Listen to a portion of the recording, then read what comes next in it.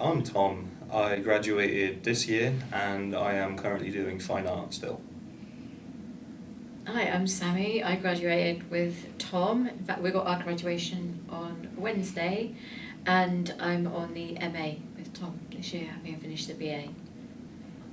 It's a good thing because now I have a lot of things to explore and to try, and I can just see my work progressing a lot. Well, I started off painting in the first year, and I moved through sculpture, and then went back to painting, where I've stayed. I think I'm just in love with it.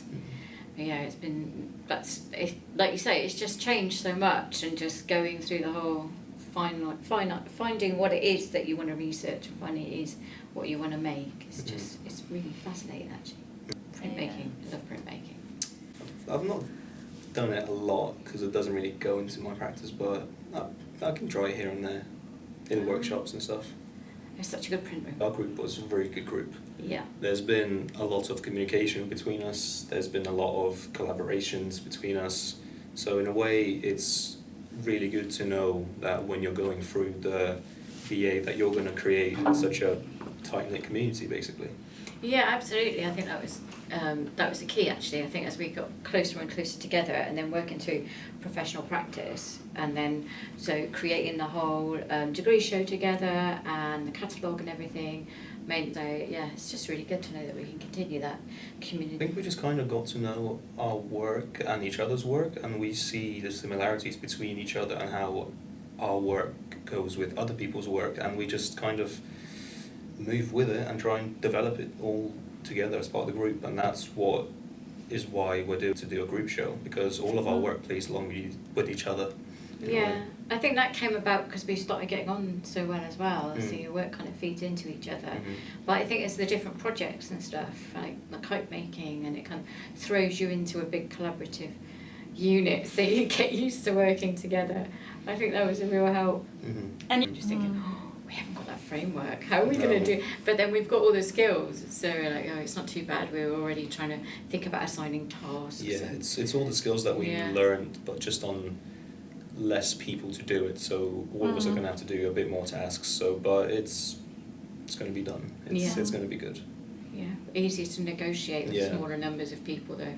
Yeah. Gosh, it's just I just love the whole thing. I'm not going to lie, I just coming in every day. It's just so exciting. Yeah, one of the ones for me was that first exhibition, of that feeling of your work being displayed somewhere for people to see. That was a pretty big one. Yeah. The group work as well. Like every time we collaborated, that was a chance to get to know other people's work and how you would contribute to one bigger piece. Yeah. And the degree show, because that was obviously so good, honestly. Yeah, working towards that, and then just at the end of it all, just standing there, surrounded by all of our work and how well it all worked together, but then feeling a bit sad because it was all going. This is the end. But it was a good end. Yeah.